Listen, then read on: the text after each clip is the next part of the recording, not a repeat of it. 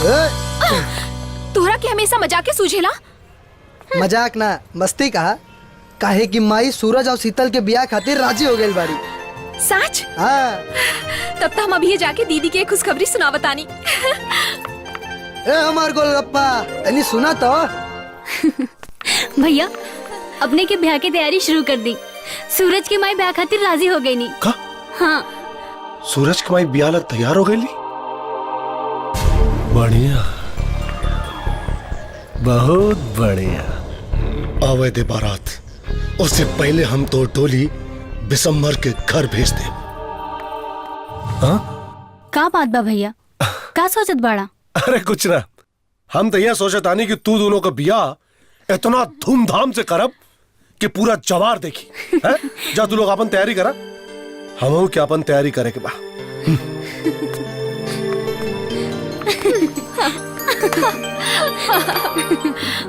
बाकी प्रेम। हाँ उस्ताद। हरिंदर सिंह बियाह खातिर इतना आसानी से मान गई, ये बात कोई समझ में नहीं आवत। बाकी एकर पता कैसे लागी? उस्ताद ये तू हमरा ऊपर छोड़ दा, हम अब ये पता लगा के आ रहल बानी। ठीक बा। अच्छा सुना। हाँ उस्ताद। मोबाइल ले ले बड़ा कि ना? हाँ एकदम उस्ताद। हाय देखो, कुछ हो गड़बड़ बुझाई तब फट से फोन करिया। ठीक बा उस्ताद। जा।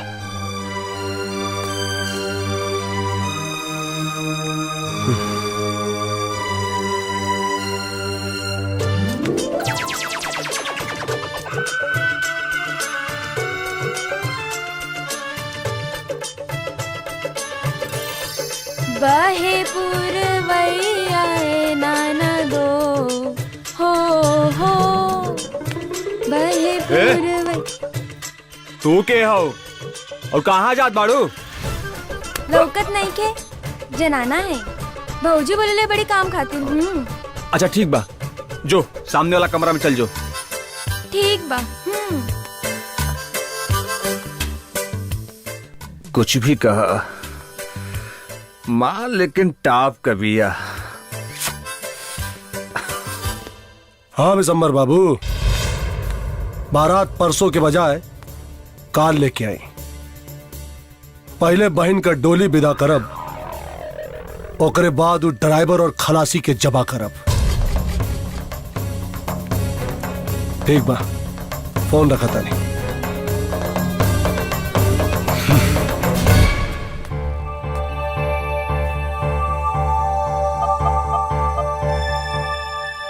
हाँ प्रेम बोला। उस्ताद यह ब्याह की तैयारी तो हो रहल बा, बाकी एकरा पीछे बहुत बड़ा साजिश बा। कोनो बात ना, वो डाल डाल तो हम पात पात। आज ही शीतल के हम दुल्हन बना के वहां से ले आई।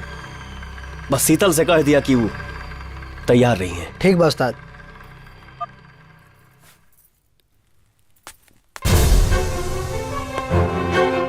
तो फिर चला, हम हूँ ढाबा वाले बाबा और चंदा के लेके पूरा तैयारी के साथ आ रहा बने।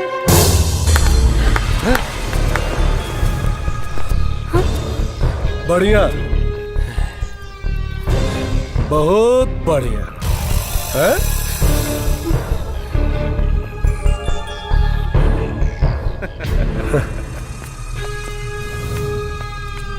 ए राजवीर। जी भैया। ये मोहब्बत भी अजीब चीज होला ना। अच्छा खासा मर्द के मेहरारू बने पे मजबूर कर देला है? हाँ। हाँ। घबरा मत तू लोग, घबरा मत। हमनी के अब रिश्तेदार बानी सब है? ढाबा के बाबा, जा जा तू लोग। चंदा। हाँ? तू लोग जा। चलो जा। चल चल चल चल चल चल। ए छोटका पाउन, ना ना ना, अरे रुका, तोरो स्वागत हुई। हाँ राजवीर, अरे पाउन लोगन के खाए पिए के व्यवस्था करा। और है सूरज बाबू, होलिया बदल ला, मर्द पे जनाना भेस ठीक नहीं के लागत। चलो आइए आप लोग। आए रहुआ, चल चलिए। दीदी का हुई? हमरा के तो बहुत डर लागत बा।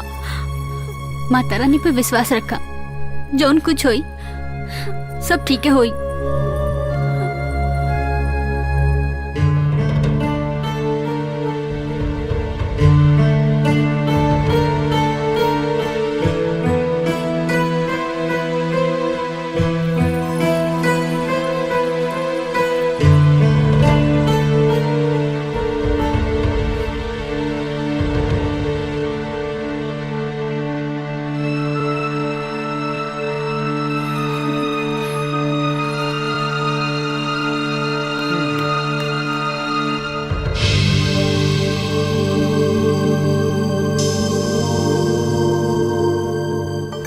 अरे ई का पाहुन, बस दुइये का और खाई खाई रवा और खाई।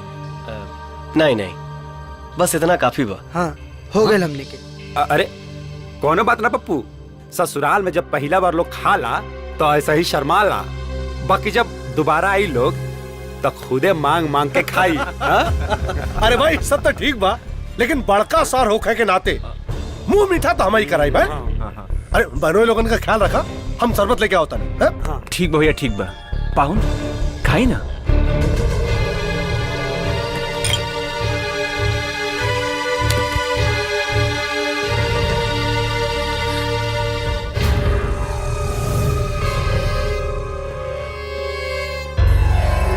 लीना ना ना, ली पाऊं शरबत पी।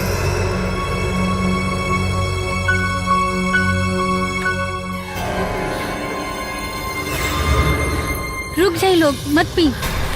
हाँ का पता शरबत में जहर होके। ला अब कर ला बात।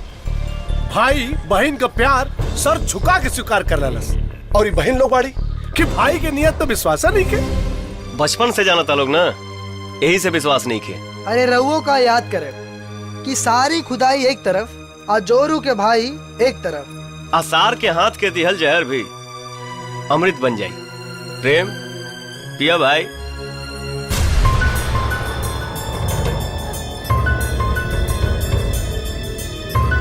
बढ़िया, बहुत बढ़िया। हाँ जोश में आके कहीं गड़बड़ तना हो गई, पिछवा में गड़बड़ बुझाता रही। अरे ना ना, वो सार हो गए ना लोग, तो शरबत में जमाल गोटा मिला देले हुई है। जमाल गोटा ना, जहर मिलावल हस सारे।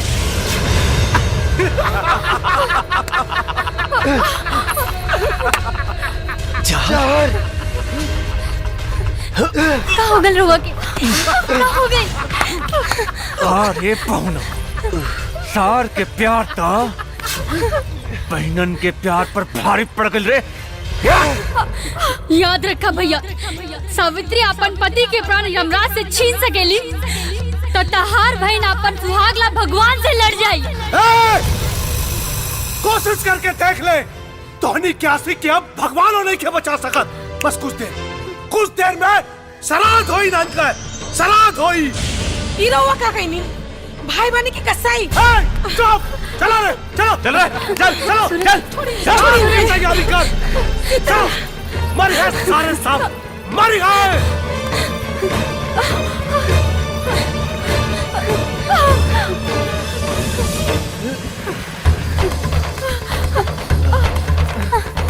दीदी संभाला दीदी। चंचल तू यहाँ के संभाल, हम आओ तानी।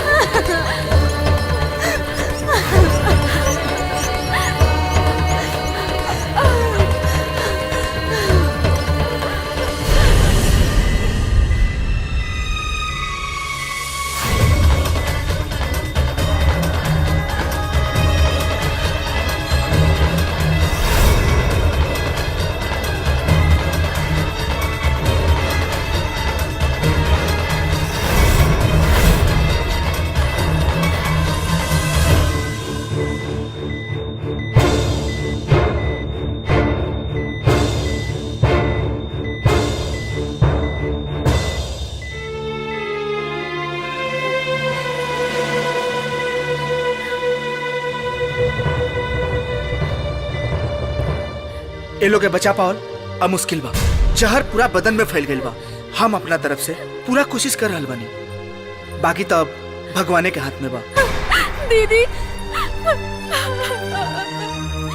घबरा मत चंचल, ये लोगन के कुछ ना होई। तू चला हमरे साथे।